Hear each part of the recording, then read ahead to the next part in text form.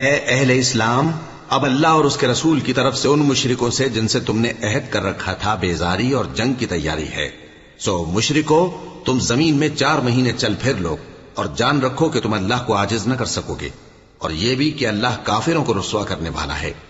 اور حج اکبر کے دن اللہ اور اس کے رسول کی طرف سے لوگوں کو آگاہ کیا جاتا ہے کہ اللہ مشرکوں سے بیزار ہے اور اس کا رسول بھی۔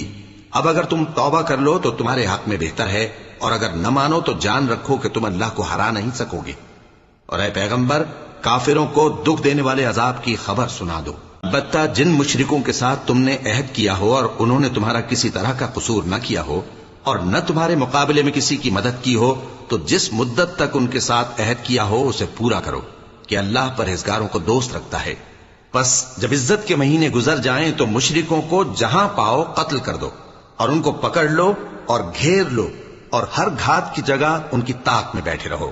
پھر اگر وہ توبہ کر لیں اور نماز قائم کرنے اور زکوٰۃ دینے لگیں تو ان کا رستہ چھوڑ دو، بے شک اللہ بخشنے والا ہے، مہربان ہے۔ اور اگر کوئی مشرک تم سے پناہ کا خواستگار ہو تو اس کو پناہ دے دو، یہاں تک کہ وہ کلام اللہ کو سننے لگے، پھر اس کو امن کی جگہ واپس پہنچا دو، اس لیے کہ یہ بے خبر لوگ ہیں۔